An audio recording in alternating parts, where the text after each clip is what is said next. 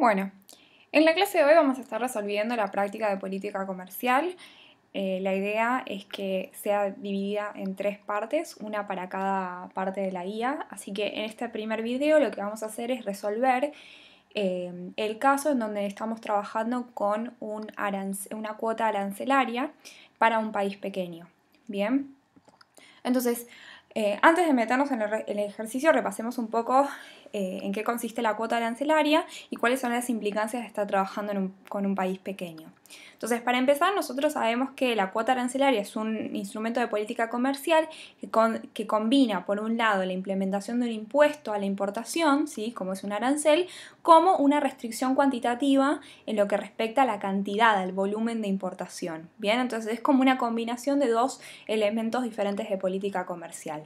Entonces, la particularidad que tiene esta cuota arancelaria es que, por un lado, puede favorecer al Estado en el sentido de que aumenta la recaudación, pero por el otro lado le puede otorgar un cierto tipo de renta a los exportadores. Bien.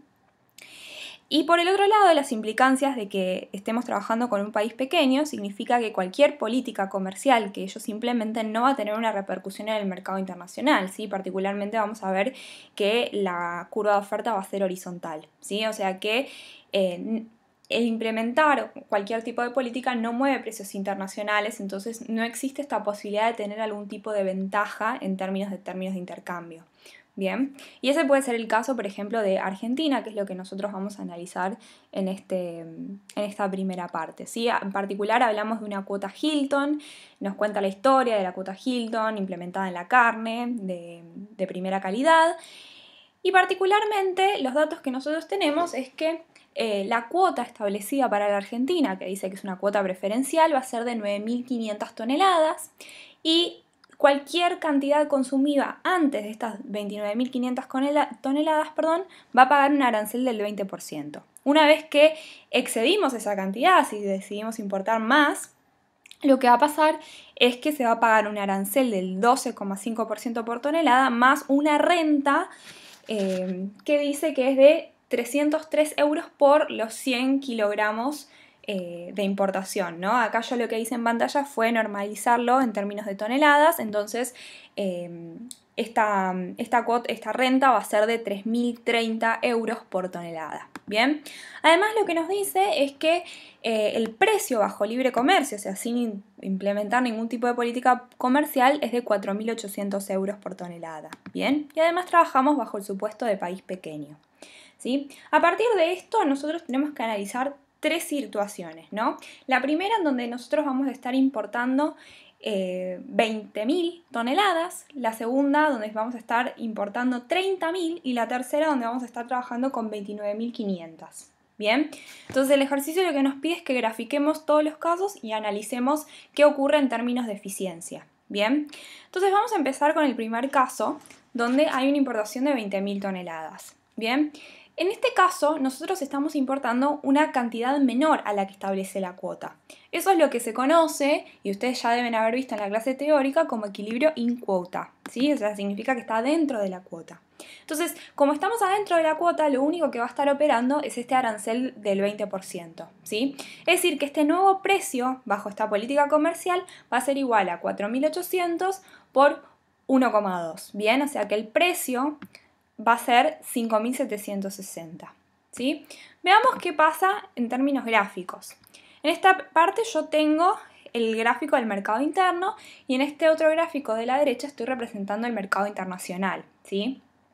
Y como yo ya les había comentado, la oferta es horizontal porque justamente nosotros no tenemos este efecto sobre el mercado internacional, no podemos mover los precios.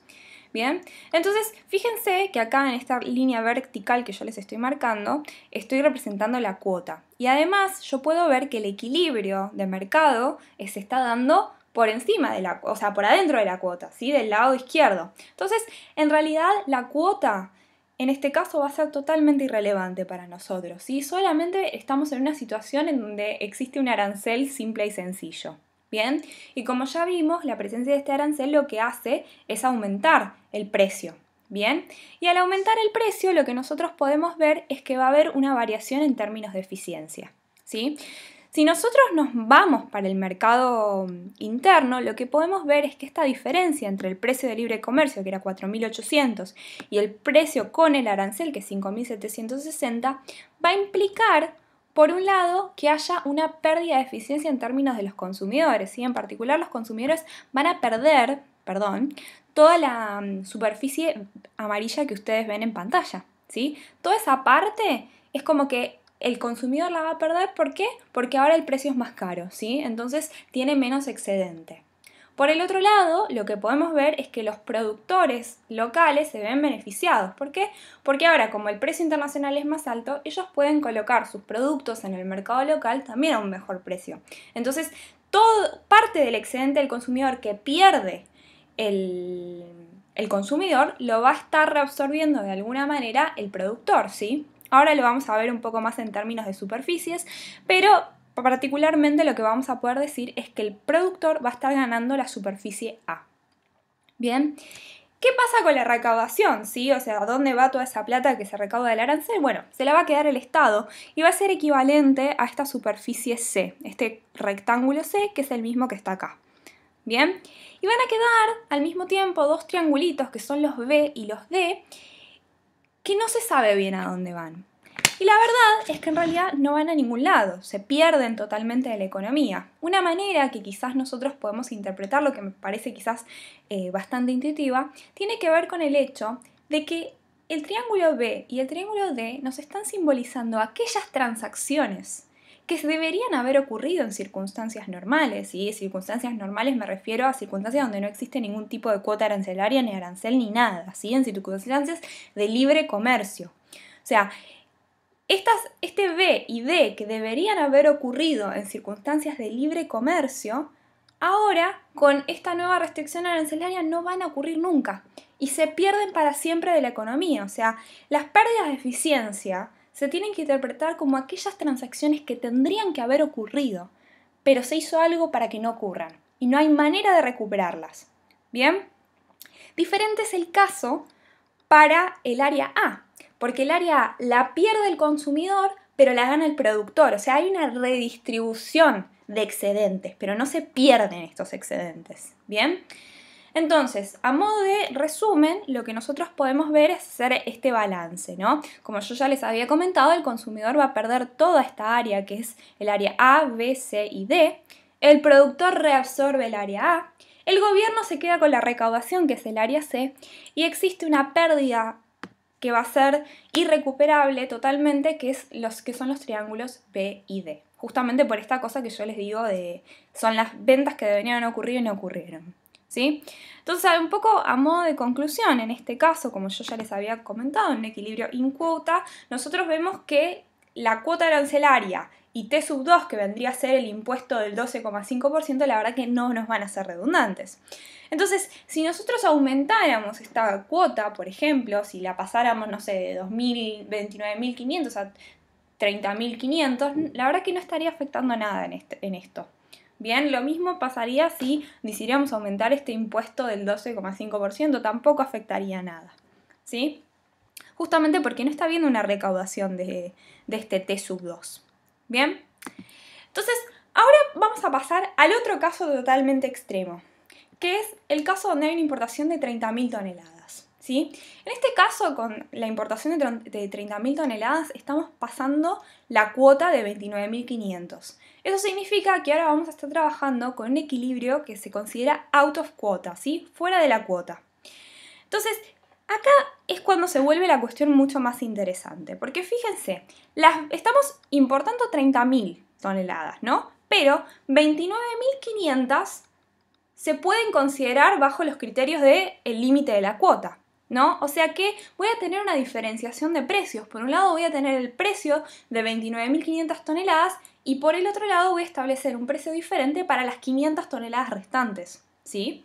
Entonces, el precio de las 29.500 va a ser 4.800, que es el precio de libre comercio, más el arancel de 20, ¿sí? T+1. Por el otro lado, el precio para las 500 restantes va a ser 4.800, que es el precio de libre comercio, por el arancel del 12,5, ¿sí? Más la renta, que serían 30.000 3.300. Bien, y eso es lo que va a conformar el precio de las cantidades que sobran, ¿sí? Las que estarían ya out of quota. Veámoslo gráficamente, ¿cómo sería esto? Bueno, partimos nuevamente de considerar el mercado interno y el mercado internacional. Nuevamente, al ser un país pequeño, nosotros no movemos los términos de intercambio. Y acá lo que yo hice fue simbolizar la demanda de tal manera de que el equilibrio esté fuera de la cuota, ¿sí?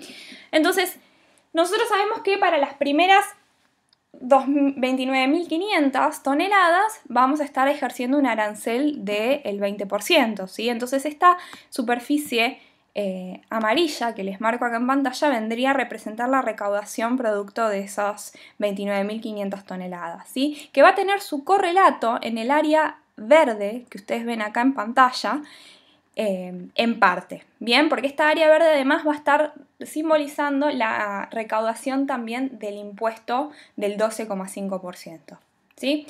Ahora, la cuestión es que ahora, como estamos incorporando un equilibrio out of quota, empieza a jugar la renta, ¿sí? Que es la renta que van a recaudar los exportadores, ¿bien? Esta renta lo que hace justamente es aumentar aún más el precio, ¿sí?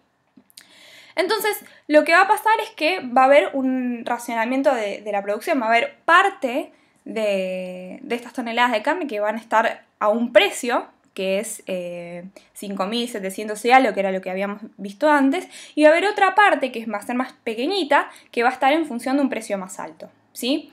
Entonces, lo que yo voy a representar en el mercado interno nuevamente es la pérdida de eficiencia por un lado, que va a estar dado por B y D, eso no va a cambiar. Vamos a representar la disminución del excedente del consumidor, que va a estar dado por toda la superficie que suma A, B, D y estos dos rectangulitos que están acá, el verde y el rosa va a ser la renta y el verde, como ya les ven acá en pantalla, es la suma de ambas recaudaciones. ¿Bien? Por el otro lado, también lo que podemos ver, al igual que en el caso anterior, es que hay un aumento en el excedente del productor, ¿sí? Particularmente toda el área A. Bien, entonces si tuviéramos que hacer un balance de qué es lo que ocurre en términos de bienestar, lo que podemos decir es que el consumidor va a estar peor, ¿sí? Porque pierde toda esa superficie que va a ser la superficie A, B, la superficie de la recaudación, la superficie de la renta y una superficie D. Por el otro lado, nosotros vemos que el productor va a estar aumentando en A, ¿sí? Absorbe ese excedente. Y al mismo tiempo vemos que el gobierno va a tener una recaudación, ¿sí?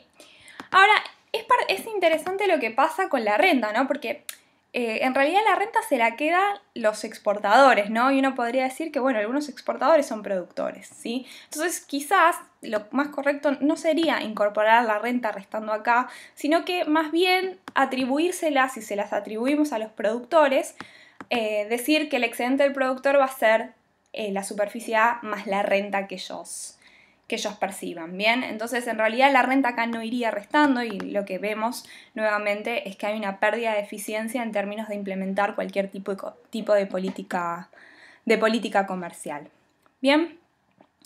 Entonces, ahora finalmente vamos a pasar al último caso, que es el equilibrio in quota, ¿sí? No in quota, perdón, at quota.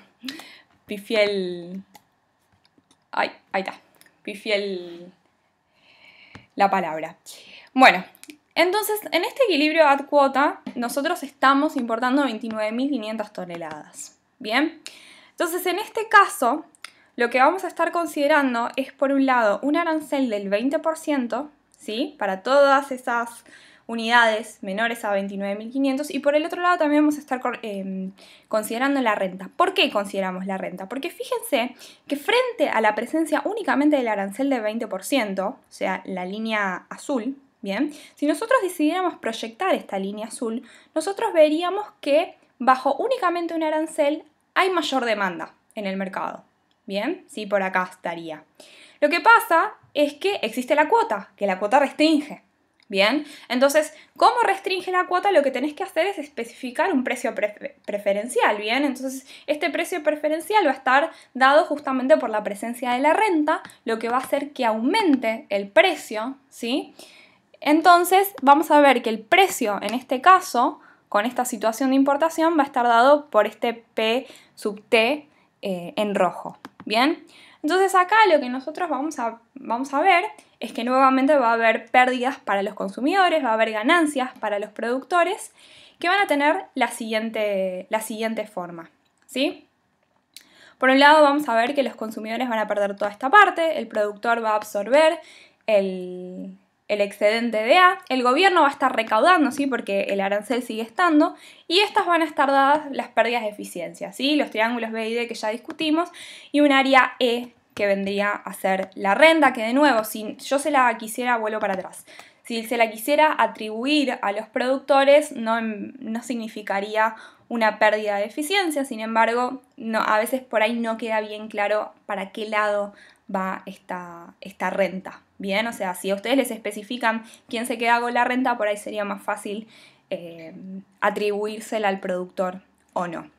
Bien, entonces hasta ahora lo que nosotros vimos es qué pasa cuando el país es pequeño. Pero el inciso B nos pregunta de que digamos algo en relación a las retenciones a las exportaciones de carne en caso de que Argentina sea considerado un país grande. Bien, comentar qué ocurriría. Entonces, por un lado nosotros sabemos que levantar el supuesto de país pequeño implica que ahora Argentina tiene la posibilidad de alterar los precios internacionales. Entonces es relevante lo que ocurre en el mercado internacional, ¿sí?